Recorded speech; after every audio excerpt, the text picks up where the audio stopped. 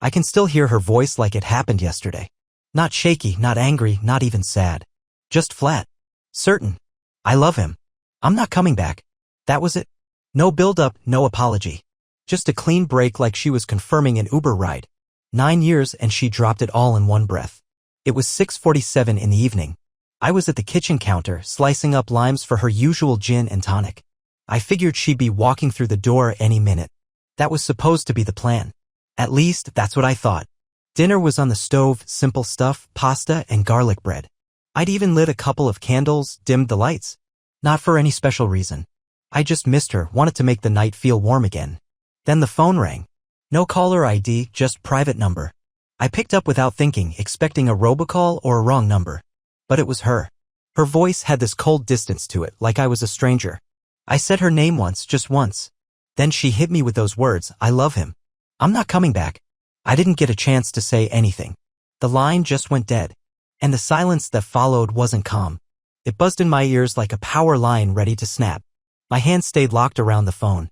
The kitchen knife sat untouched next to a half-sliced lime. Her drink was there too, untouched, ice melting slowly, giving up without a fight. I didn't cry. Not right away. That came later, in weird little moments. Like the next morning when I opened the fridge and saw that same half-eaten yogurt she always forgot to finish. Or when I walked into the bathroom and caught a faint trace of her shampoo still hanging in the air. It wasn't grief. Not yet. It was more like vertigo. Like someone tilted my whole world a few degrees sideways and I was the only one who noticed.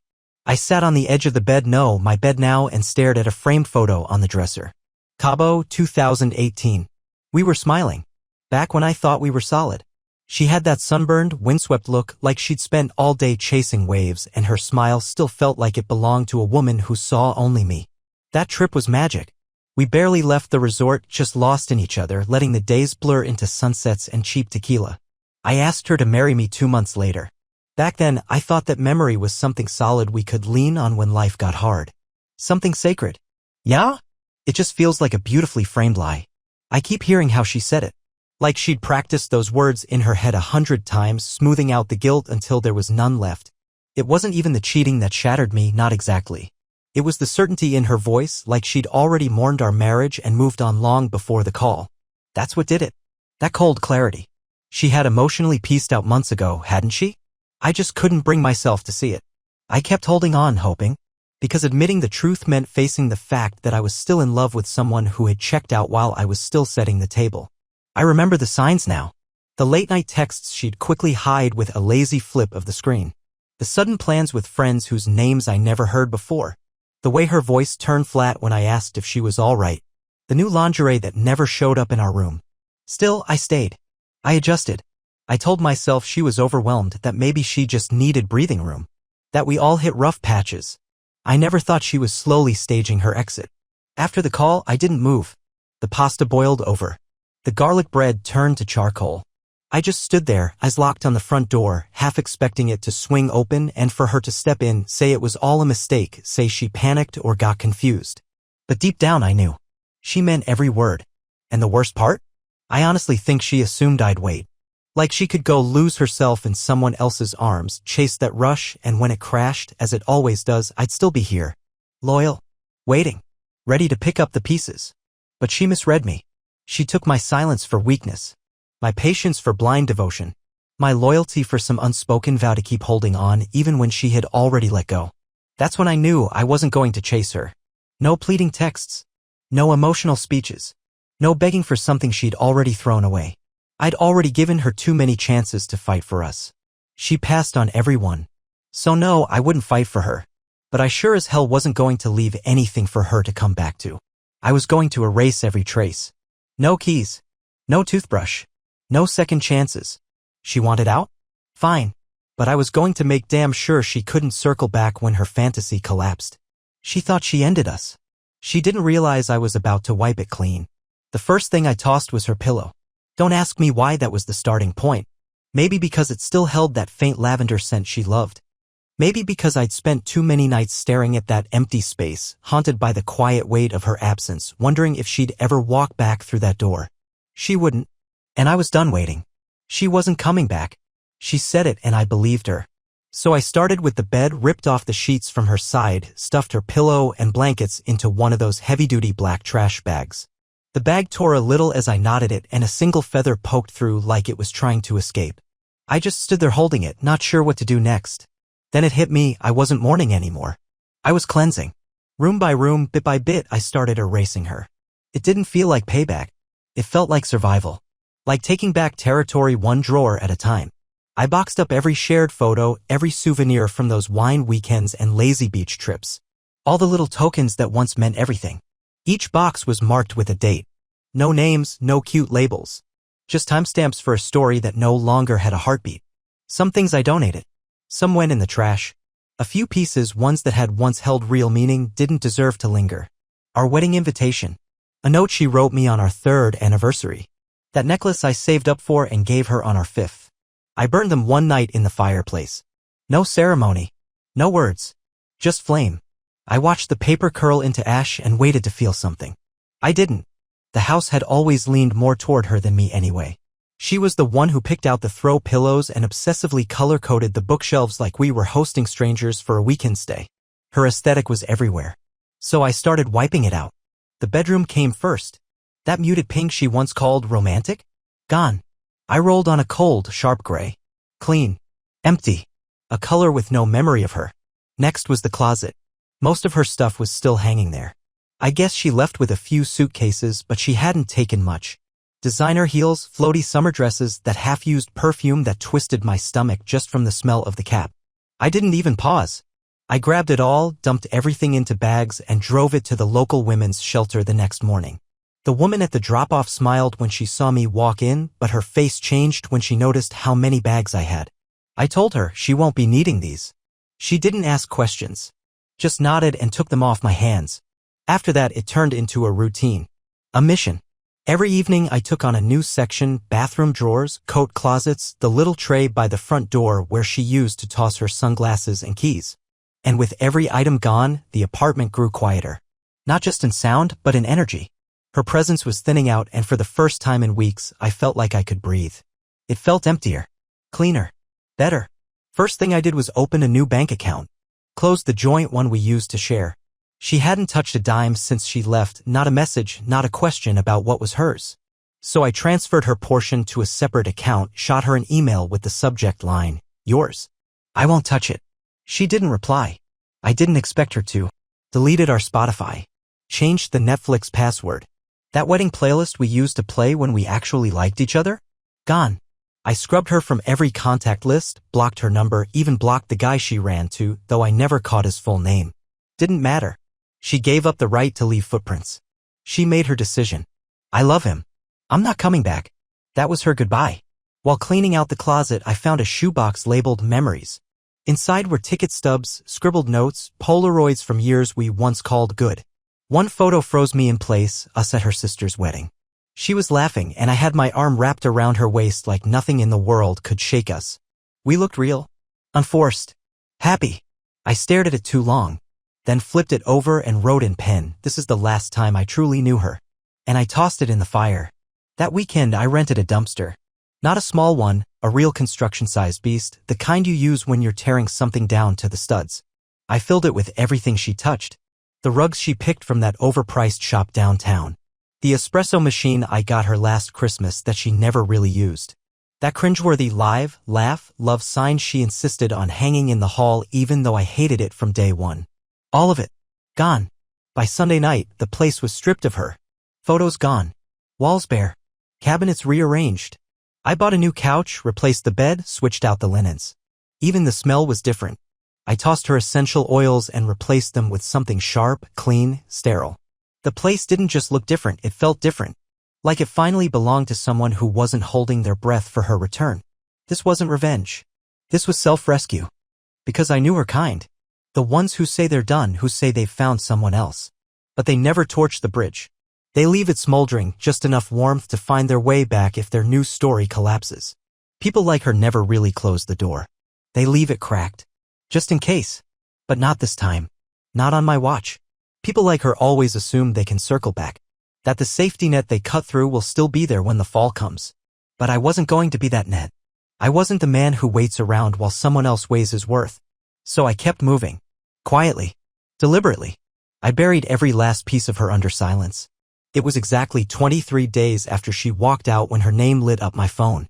I wasn't expecting it, not that soon. Not from someone who said they'd never look back. But I guess reality hits different when the fantasy starts to rot. I stared at the screen, unsure whether to laugh or feel insulted. Can we talk? That's all it said. No apology. No, I messed up. Not even a half-hearted "can I come home?" Just a flat, presumptuous talk. Like she still had the right to initiate a conversation. I didn't reply. Not right away. I left it on read. Let her feel the vacuum she left behind. Because when someone looks you in the eye and says they love someone else, says it like a death sentence, and then casually reaches out weeks later like they're texting an old acquaintance, that's not confusion. That's entitlement. The next day, another message. I just want to explain. Of course she did. I let 2 more days pass. Then I sent one message. You can stop by Saturday. 15 minutes.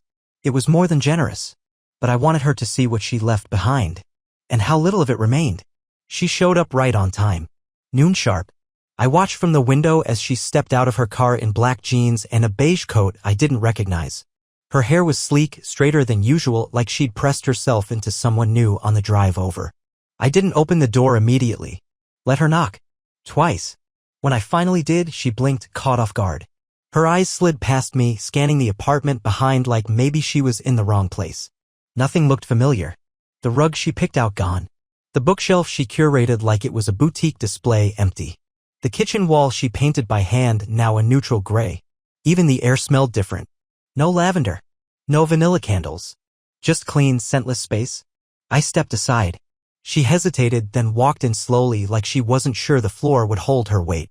She turned in place, taking it all in. Her brow furrowed. You redecorated. It wasn't a question.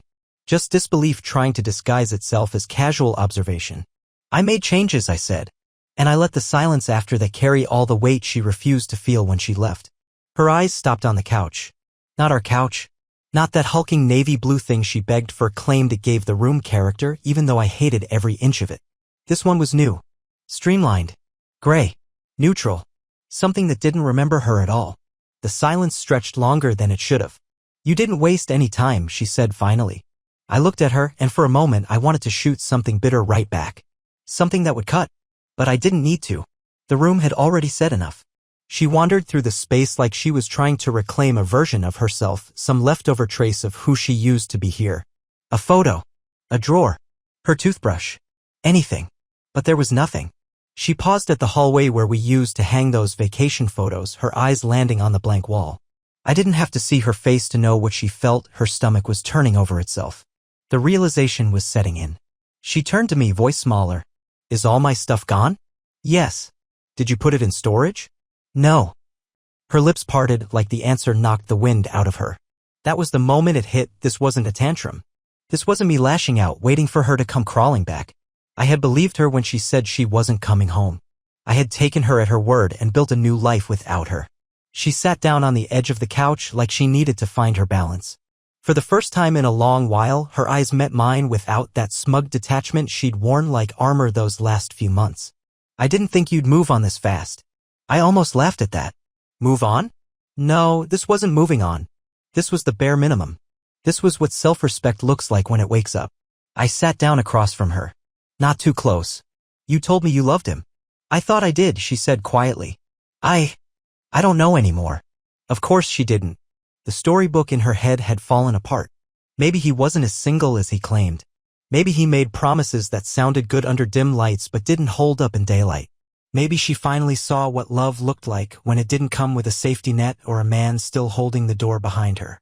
She scanned the room again. The changed walls. The unfamiliar air. Her absence etched into every corner. I just needed space, she whispered. I wasn't trying to destroy everything. I nodded slowly. You didn't. That surprised her. I leaned in just slightly, let the weight of that pause hang. You didn't destroy anything, I said. You just removed yourself from it. I built something real for both of us. And when you walked out, I finally saw it. You were never part of the foundation. You were just passing through. Her mouth opened slightly, like she wanted to argue, but she didn't. Because she knew I was right. Deep down, she knew. "You've changed," she said quietly. "No," I replied. "I just stopped pretending." The 15 minutes passed quicker than either of us expected. But I didn't stretch it out. I stood, and so did she. She lingered by the door for a second too long. "I guess I was wrong about a lot of things," she murmured. I didn't respond. She walked back to her car without turning around. No parting words. No attempt to reclaim anything. Just silence. And when she drove off, I didn't feel victorious. I didn't feel hurt. I just felt still. That's the difference between her and me. She made snap decisions, always assuming the door would be open if things went sideways. I made one quiet choice and locked it for good. I thought that was the final chapter. She left. She returned. She saw what remained. Nothing. And left again. This time without drama. Just silence. But silence doesn't always mean peace. Sometimes it just means something's still unraveling in the background. 2 weeks after her visit, I got a message from someone I hadn't heard from since the split. Jenna. Her friend. The kind of close that always made my skin itch. Jenna was loud, blunt, and never shy about voicing her thoughts on our relationship. In the early days, I put up with her. In the later ones, I kept my distance. Her message was short. "Can we talk? I think you should know a few things." My first instinct was to delete it. I didn't know her, or anyone else, my time. But something in those words stuck. It wasn't, "I want to explain." It wasn't, "Let me defend her."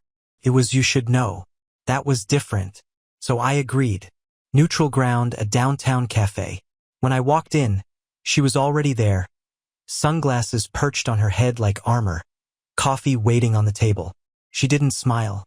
Just nodded toward the chair across from her and slid a cup my way. "You look better," she said. I didn't say a word. She let out a slow breath. "Look, I'm not here to take sides," she said. "I've known you both a long time, but there's something you need to hear." I waited. Let her speak on her own time. "She didn't just fall into that affair," Jenna said, leaning forward. "It wasn't some emotional slip. She planned it. For months. I had already suspected that, buried somewhere beneath the hurt. But hearing it out loud, hearing someone say it so plainly, it still stung. She told me she wanted to test the waters before leaving you," Jenna continued. "Wanted to see if it was worth the leap. Like you were a backup plan." My stomach tightened. I didn't flinch, but I felt the blow anyway. "She even joked," Jenna added, "about how you'd probably take her back no matter what. Said you were too stable to leave for good." That word, stable. It used to be what she loved about me. Back when we were building something. Back when she still believed in what we were doing. It had been a compliment. Steady. Safe. Solid. Until it became something she mocked. A punchline to justify her betrayal. "She told me not to say anything," Jenna said quietly. "Made me promise. But you deserve to know. Especially now. Since she's trying to come back." I raised an eyebrow. "Trying?" Jenna hesitated. "She didn't tell you?" I shook my head. "She's not with him anymore," Jenna said. "Didn't even last 6 weeks. Turns out he was married. 2 kids. Told her he was leaving them, but never did. Once she found out, he ghosted her. Blocked her on everything. She's humiliated." And there it was. The real reason for the message. "Can we talk?" That second visit, it wasn't about remorse. It was about rejection. It wasn't about what we had. It was about what she lost. "She doesn't miss you," Jenna said. "She misses having someone to fall back on. She thinks you'll forgive her eventually. She told me this is just your pride talking." I let the silence settle before answering. "It's not pride," I said quietly. "It's memory." I looked out the window for a second, then back at Jenna. I remember how it felt when she looked me in the eye and chose someone else. I remember how sure she was when she said she wasn't coming back. That clarity, that's what I'm holding on to. Jenna nodded slowly. "Then I guess she really has nothing left." "She made that choice," I said. "She just didn't expect me to mean it when I let her go." "She can live with it," I said. Jenna didn't defend her. That caught me off guard. She just took a sip of her coffee and said, "For what it's worth, I didn't think you had it in you." Cutting her off like that. I didn't either, I admitted. Not until she made it the only option. As I got up to leave, Jenna stopped me just outside the cafe door. "You know," she said, "she blamed you for everything. Said you were too cold, too detached, that you never fought for her." I turned and met her eyes. "She was right," I said. "I didn't fight. I walked. And I've never felt stronger." She didn't respond. Just watched me go. I got in my car and sat still for a moment. And for the first time, I noticed the calm. The quiet wasn't heavy anymore. It was clean. I wasn't wondering what she was doing or if she missed me. I didn't care if she cried or coped. I didn't want texts. I didn't need closure. What I had built was something far better, a life that didn't include her. That's what she never grasped. It wasn't about kicking her out of the apartment. It was about burning the blueprint. It was about erasing the idea of us. She had people to catch her when she failed me. But this time, there was no net. And she was going to feel the fall. I filed the divorce papers on a Tuesday. No drama. No goodbye. Just a manila folder, her name next to mine, petitioner and respondent, and a pen. Dropped it off at the county clerk's office before heading into work. Picked up a black coffee from the usual place. Answered emails like it was any other day. Because by then, that's all it was. Another item to cross off a list she wasn't on anymore. I didn't tell her I was filing. I didn't need to. She said she wasn't coming back. I just made it official. The only thing I did was send the paperwork to her sister's house where Jenna said she was staying. No return address. No note. Just the forms and a pen tucked inside. I never checked to see if she signed. Didn't matter. That part of the story was already finished. The last thing she could take from me was time. And I wasn't giving her another second. That same week, I replaced the final piece of her in my home. A new dining table. Clean lines. No history. Just space for the people who chose to stay. And for the first time in a long time, I sat down at it and ate in peace. Clean. Minimal. Mine.